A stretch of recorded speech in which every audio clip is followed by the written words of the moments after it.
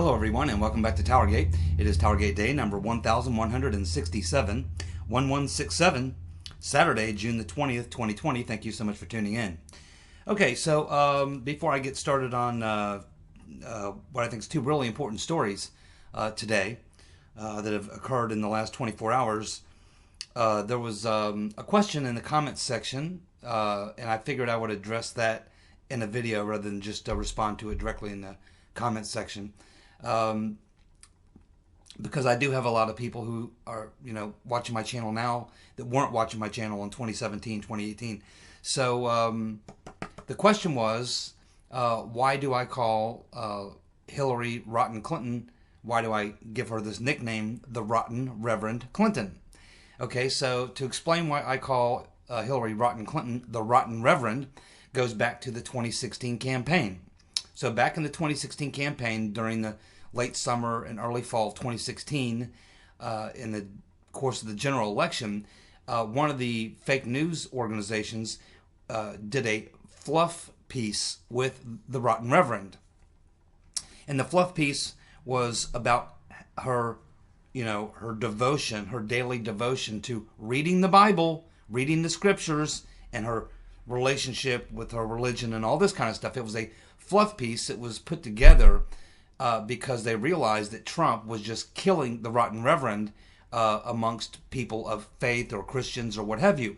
And she was taking a beating in the polls in that category. And so this wasn't a fluff piece, was an attempt to try to make the Rotten Reverend appeal more to people who were religious, including there were Democrats who were looking at Trump, and he was talking about defending religious liberties, and he was appealing a lot to people who you would consider to be Christians, and Hillary was not doing well in that category. So they put together this fluff piece to try to make it look like she was this devout Christian, and she reads her Bible every day, reads the scriptures every day, and this whole fluff piece was so unbelievable. I mean, anyone who's followed Hillary Clinton for as long as I have knows that this is not Hillary Clinton. People who know her personally, she's a mean, nasty person, vindictive person.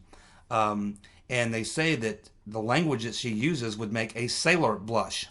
This woman is not Christian at all. I mean, she's hardcore pro-abortion. She sees most Christians as a bunch of backwoods, redneck hicks.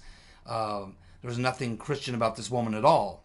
But they needed to do this fluff piece to try to help her gain some in the polls with a lot of people who are Christians who weren't really interested in voting for her. So it was a whole fluff piece that was put out there.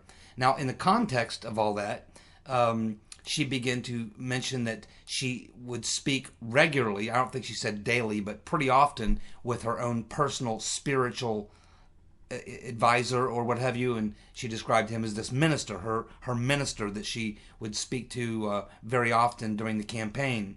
And so this guy, of course, turns out to be, he's associated with the Clintons, so you can guess what kind of minister he is. And it turns out that one thing he did learn from Hillary was how to be a grifter, because toward the end of the campaign, now that his name had gotten out there, thanks to the Rotten Reverend Clinton, it put his name out there, and so now he had gained some popularity. People were starting to know who he was and that type of thing. He decided to capitalize on that, do a little grifting of his own, and so he put together a book. And so this book, he wrote this book, and it was published, and I can't remember exactly the time frame, but it was shortly, I believe, after the election was over and Trump had already won. But his book is released, by a major publishing firm, and the book was out there for only a couple of weeks, and then he got a lawsuit filed against him because, as it turns out, just about everything in the book was plagiarized. So the publisher had to pull all the books off the shelf, and I think there was some sort of a settlement made, and we never heard from him again. So that is when I began calling Hillary Rotten Clinton the Rotten Reverend, because she was trying to pass herself off as some sort of a devout Christian, reads the Bible every day, reads the scriptures, and that is how I came to call her the Rotten Reverend. So now you know why I call her the Rotten Reverend. Now let's talk about something else very quickly here. We had a couple comments yesterday, one from Susan Rice and another from John F. Kerry, who, by the way, served in Vietnam. And he made this comment. He said that if Trump is reelected and voters believe the election was not fair, there could be a revolution. Now, he's telling us what the plan is. And of course that's the plan. I mean, it was the plan in 2016. We know from Christopher Steele's deposition in the first case that he was involved in the BuzzFeed case, he said that he was hired by the Clinton campaign through her law firm to find evidence that could be used by Hillary Clinton to go to court and challenge the election if she lost. That's why he said he was hired. So if Hillary lost the election, she was going to challenge the election based on the fact that Trump was colluding with the Russians and they rigged the election. So it's kind of funny that John Kerry would come out and say that if Trump is reelected and voters believe the election was not fair, there could be a revolution. Because right after the Rotten Reverend loses the election, that's all we hear from the Rotten Reverend and all of her sycophants in the media and everyone else, is that how, it wasn't a legitimate win for Trump because he cheated. He was colluding with the Russians and they screwed Hillary and all this type of stuff. So they're going to do the same exact thing again. And so you can see that the groundwork is being laid so that if and when Trump is reelected, and I believe he will, and I believe they believe he will be reelected, this is their plan. They are not going to accept the election results. But this time, instead of getting a special counsel and doing a spy operation on the campaign to try to destroy his presidency, what they're going to do this time is try to cause a revolution. So for all we know, what we're seeing right now is just a trial run for what they're going to do when Trump is reelected. Maybe they're just kind of testing the waters to see how this thing goes. So I think that that's a very telling statement by John F. Kerry, who, by the way, served in Vietnam. And so I think he's telling us a lot there, that if Trump wins the election, just like they did last time, they're going to claim that somehow he cheated or it was rigged or something like that. And this time, they're not going to go for FISA warrants and coup d'etats. This time, they're going to go for a full-blown revolution. Because probably the thought of 4 years of Trump, they would rather destroy the country than have 4 more years of Trump. Because 4 more years of Trump will destroy the liberal agenda. He will likely get 1 to 2 more Supreme Court picks. He will likely appoint hundreds more federal judges. The damage he could do and the amount of decades and decades he could set back the global world order is something that they can't even contemplate. They would rather just destroy the whole country, burn it down, than allow Trump to succeed, get reelected, and then do what a president usually does in his second term, which is, really implement his agenda and really make a lot of changes that can have lasting effect for decades and decades to come, specifically what they can do on the courts, what they can do putting in federal judges, what they can do changing the country socially, and many other things that they can do. And this is a death knell to the leftist agenda. He can destroy the leftist agenda, set it back 100 years. And I think the idea, they're contemplating this, and the idea that would happen is just something they cannot handle. And that they've probably already made a decision, if Trump wins re-election, we're just going to blow the country up. We're just going to destroy it. So I think it's a very telling thing that John F. Kerry is saying here. And if Trump is reelected and voters believe the election was not fair, there could be a revolution. So this tells us what their game plan is. Yeah, these people are serious, and they are seriously crazy. And I think that this is what we should be paying attention to as we move forward. I mean, I already knew that Trump will likely get reelected, and if he does, none of this is going to stop. The only thing that we could do is hopefully the Republicans win the House, and at least ways if they control the House of Representatives, there won't be any impeachment. And if they don't control the Senate, they certainly couldn't convict in a Senate trial. So it takes a lot of the tools away from them. And I think that's another reason why they are resistant to allow the Rotten Reverend to come in and inject herself into this as the Democratic nominee, because I believe they think that they have a better shot of holding on to the House, doing better in down ballot. I think they accept that they're going to lose to Trump, but I think what they're trying to do is hold on to the House and gain the Senate, because if they can hold on to the House and gain the Senate, they'll not only get impeachment hearings, they'll get a conviction. And that's what I think that they believe, or at least ways they can stop a lot of what Trump would do in a second term. I think they're totally focused on the down ballot races, holding on to the House, maybe gain seats in the Senate, maybe take the Senate. I think it's all a congressional strategy, not a presidential strategy. I don't think they really believe that Biden is going to beat Trump. And I think if they thought Hillary had a chance to beat Trump, they would have already deep sixed Biden. But obviously, people high up in the Democratic Party have made the decision that probably Hillary or Biden are not going to beat Trump. But which one gives them the best chance of holding on to the House and maybe winning the Senate? And they must believe that for the purpose of down ballot races, that Biden still, even though he may lose, he may be able to bring out enough Democrats that they can hold on to the House and Senate. I'm just speculating here. I don't know. I'm not a Democratic political strategist, but I'm just looking at the situation the way it is. Now, having said all that, I don't believe that the Right Reverend Clinton, with her level of ambition and with as sneaky and as backstabbing as she is, that she's going to go away quietly. I think she does probably have a certain group within the DNC establishment and the big donors who are probably on her side and will probably try to push for this. And I think if there's any way whatsoever that she can nudge herself into being the Democrat nominee and kicking Biden to the curb, throwing him under the bus, I believe she absolutely will do it. I just think that the jury's out right now as far as the Democrats are concerned, as far as what to do. I don't think they really know.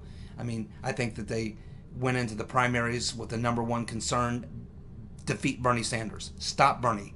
I think that was the number one thing. Stop Bernie. What happens after that, we'll sort it out later. But they ended up with Biden, and I don't think that they expected that.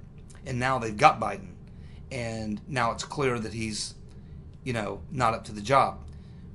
Whether or not they'll go ahead and run him out there and try to avoid having him in a debate with Trump. As far as a regular debate, they might try to have a digital debate where they can have him at his home, where they can give him the questions, give him the answers, and hope that he can just read a teleprompter well enough to not get his ass kicked. I think that that's probably what they're going to go with now. Whenever you throw the Right Reverend Clinton into the mix, her negatives are so high and she's so disliked that I think that that's what they're weighing right here, is who gives us the best chance of holding on to the House, maybe gaining the Senate, who will do the least amount of harm. And I think they believe if they drum up enough anti-Trump propaganda that they can maybe drive down Trump turnout, maybe get independents to swing toward them, maybe get a few of those states that were very close that went red to turn back to blue. I think that that's the strategy that they believe that they can pursue. That's just the way it looks to me now. But, a lot of things can happen in 5 months in a political election season. So we'll continue to watch and see where this all goes. Now, following up on that, we had this Zogby poll that came out yesterday, and generally considered to be a pretty respectable pollster, Zogby.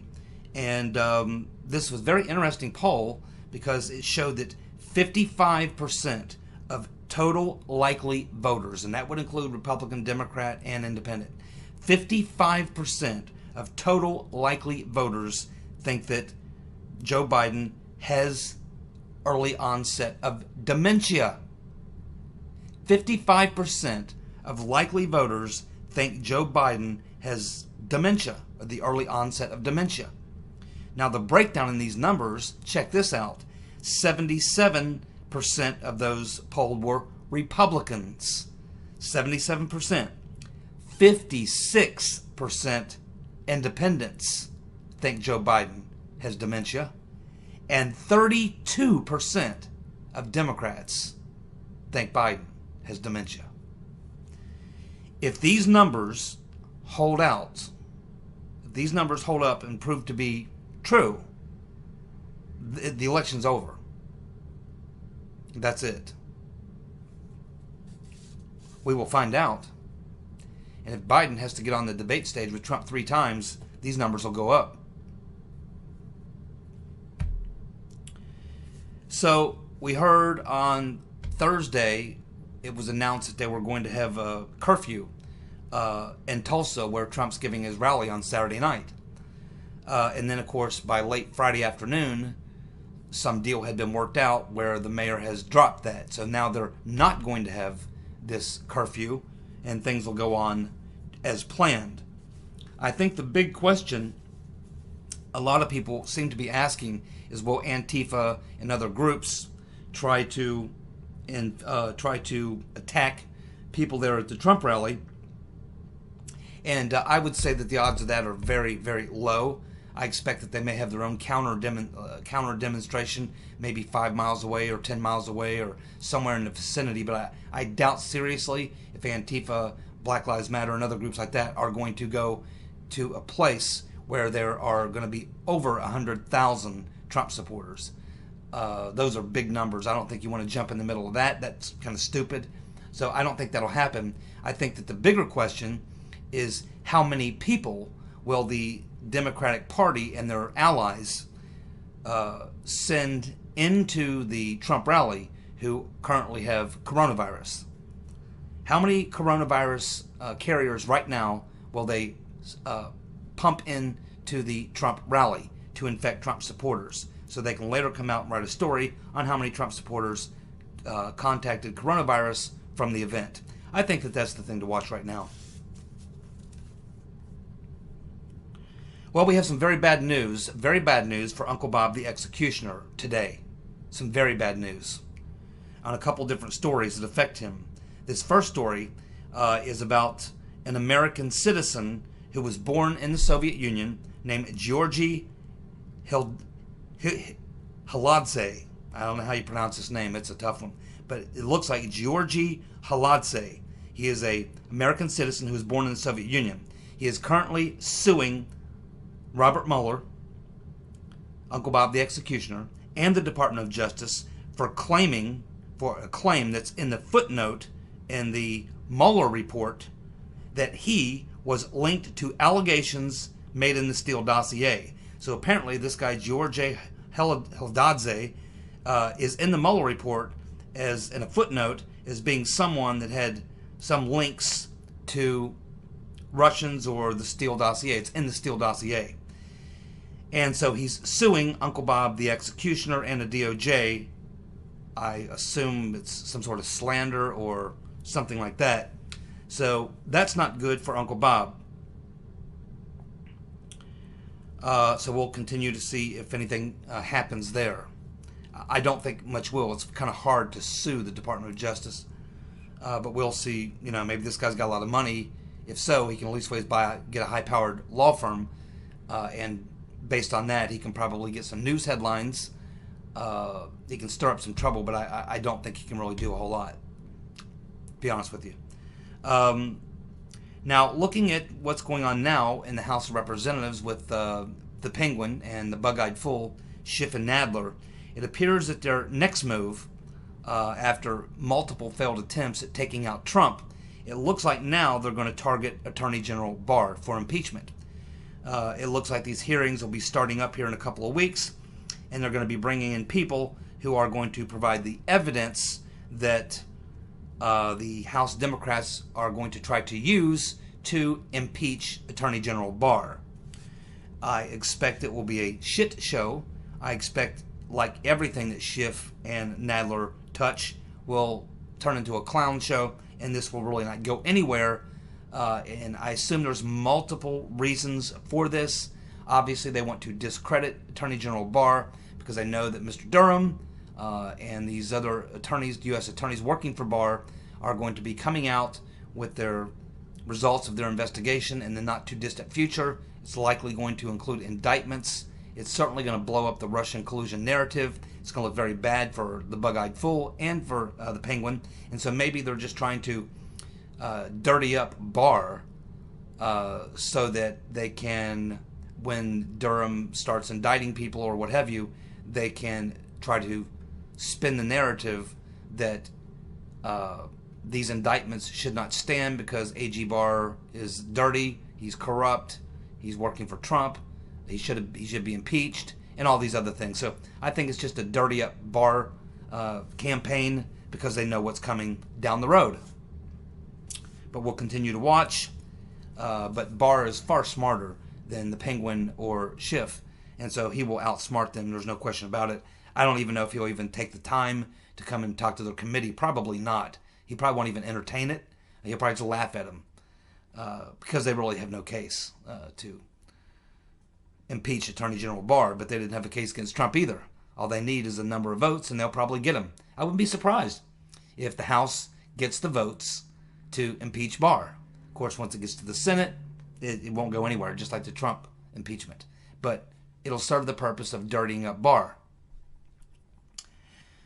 So this revelation that we had yesterday that Walid Phares was one of the people who was investigated is turning out now to be far more significant than what we originally thought.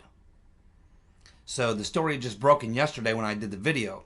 But since then, Walid Phares has gone on to do 3 or 4 interviews. And of course, John Solomon did an interview with Sebastian Gorka, and he had interviewed Phares a couple of months ago and knew a lot of this stuff. So if you remember, back in that scope memo that Rodenstein signed, the August 2nd, 2017 scope memo that Rodenstein signed, one of the things that was a big part of that scope memo was Rodenstein authorizing Uncle Bob and his crew to investigate Phares based on a FARA violation, right? And of course, up until now, we knew the other 4 names because they were always there. But the name Walid Phares has always been redacted. But now we know who that name was, that 5th name. It was Walid Phares. And this is turning out to be a major, major significant piece of information. Because what it does is it really, really shifts the narrative and really proves beyond a shadow of a doubt that Obama was really running a lot of what was going on here. And we now know why. We now know why. Because of what we learned from Phares in his interviews. So let's keep in mind also that what Phares is saying in his interview is that he believes that the whole coup effort was all about the fact that Obama was seriously concerned that when Trump got elected, he would do exactly as he said he would do in the campaign, which is number 1, kill the Iran nuclear deal, and number 2, pull his support for the Muslim Brotherhood in Egypt and other places in the Middle East and around the world, which were 2 really, really important things to Obama. If you remember, Obama was totally behind Mohammed Morsi when they had the whole thing go down in Egypt. Eventually he was forced out, the military stepped in, took over, and then eventually El-Sisi came in. Now Trump supports El-Sisi, and El-Sisi is opposed to the radical elements of the Muslim Brotherhood. That's Obama's crew, the Muslim Brotherhood, and also the Iran deal.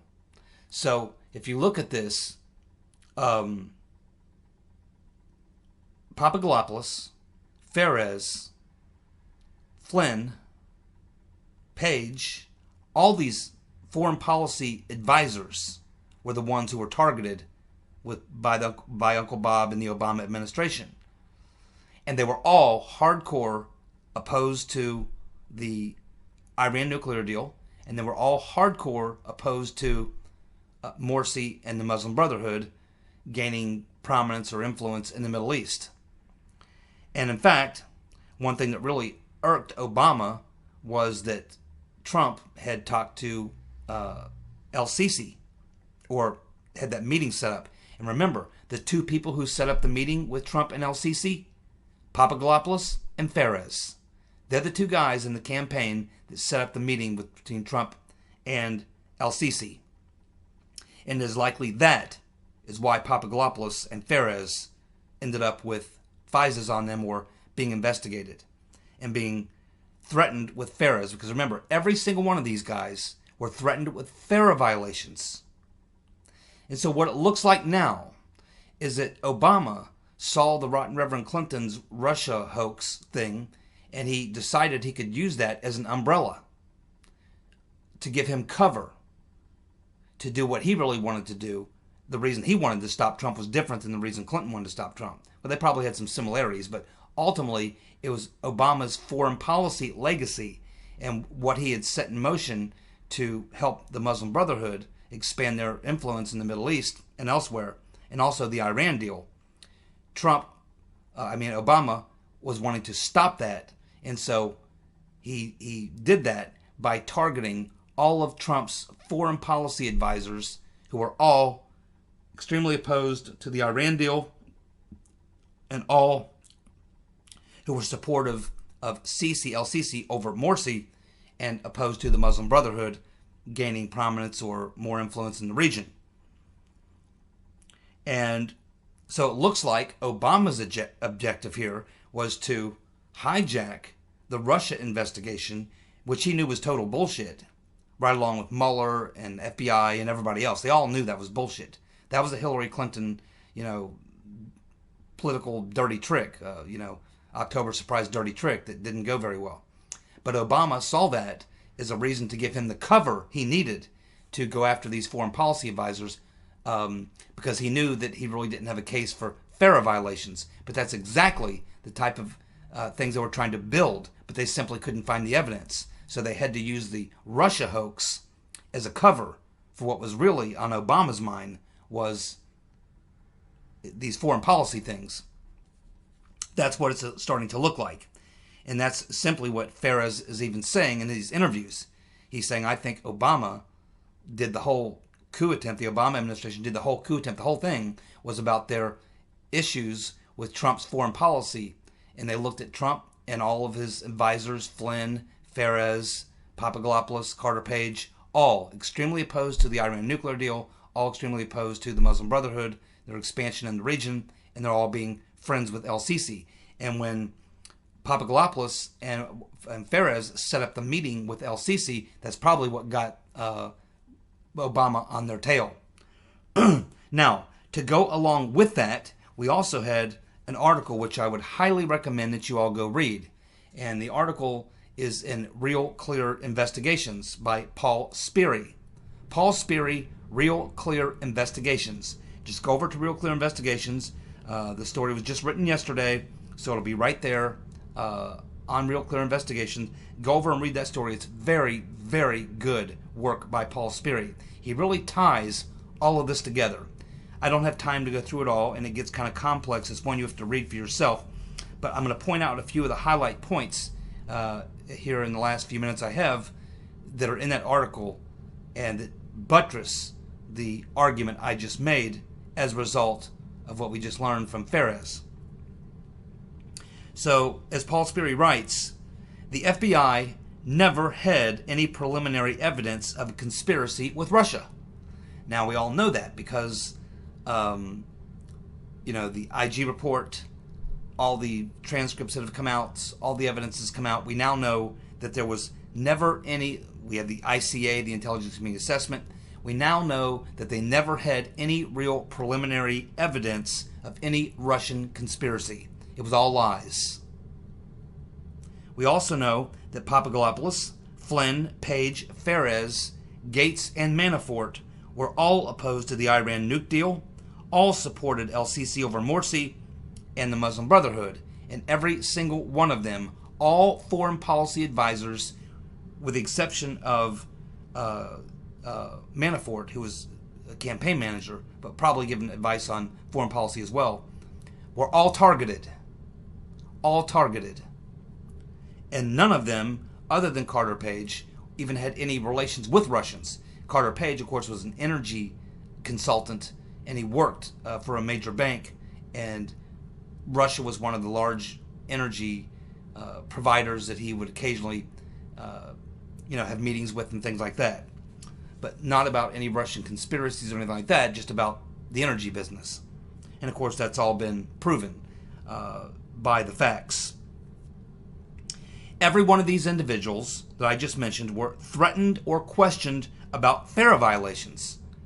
Now, this is something I don't know why we didn't figure this out sooner. With everything that we've seen, and we go back and look now at these transcripts and listen to what all these guys said that they were all threatened with, despite the fact that we were told that this was all about Russia, collusion with Russia, all this stuff.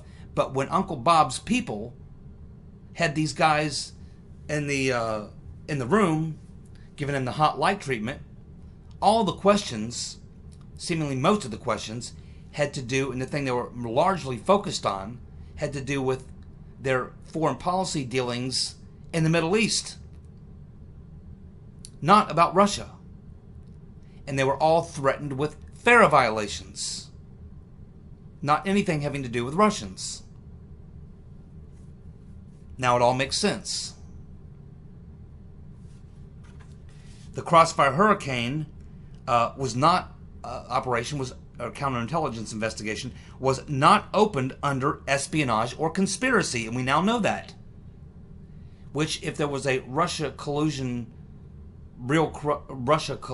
sort of thing going on, that's exactly what they would have been looking at, a conspiracy or some kind of espionage. But that's not what they were really investigating. Rather, it was all investigating over FARA violations. And nothing really having to do with Russia. And now this is all becoming perfectly clear, which means that this was stuff that was about Obama, his foreign policy, and things that were important to him. These things wouldn't have been important to Hillary, the FBI, the DNC, or anyone like that. This would have all been stuff that would have gone right to the heart of Obama's legacy, and the most important thing that he wanted to do in his terms as president was advance the Muslim agenda in the world. So if you look at it, Papadopoulos tells us that they were asking him a lot about Israel. Flynn, they went after him for FARA violations about Turkey. Manafort and Gates, it was about Ukraine. And Phares was about Egypt. All these guys were being needled over FARA violations in these various countries. There was not hardly any real interest in their interviews about Russia, because there was no such thing as a Russia collusion hoax. They all knew it was, fake. That wasn't the reason. It had to do with their foreign policy advice that they were giving Trump. All of these things were run through counterintelligence, and the two primary people there would have been Strzok and David Laufman. Remember that name, David Laufman, because it's going to come up a lot more now that this has come out. Now, all these investigations happened under the Mueller probe. Under the Mueller probe. Keep that in mind. Now, Comey and McCabe testified that they were investigating ties to Russia as justification for everything they were doing. But now the facts reveal that it was simply FARA violations. And essentially you have to pay a $300 registration fee to register as a foreign agent, to represent a foreign government. And that's what they were focused on. Now keep in mind, in this article, Paul Sperry lays out in how Laufman, and he points this out in the article, that's why you want to read it, how Laufman was actually the mastermind of the deception. Laufman, Strzok, Comey, McCabe, and Obama were using FARA violations as a smokescreen to spy on the Trump campaign. Nowhere in the intelligence community assessment are there factors that would suggest any FARA violations, because there were none. So they had to use the Russia hoax. Laufman worked closely with Mueller's team on the Flynn, Papadopoulos, Gates, and Manafort cases, and also on the Phares investigation, which they did not pursue. And why not? Because Phares is tied to a lot of establishment Republicans. He in almost every election he represents or gies foreign policy advice to the Republican nominee, from McCain to Romney to the Bushes. He's a Republican foreign policy advisor, advises all Republican presidential candidates, and he advised Trump too. Thank you so much for tuning in. I'll be back tomorrow with more TowerGate. See you. Bye.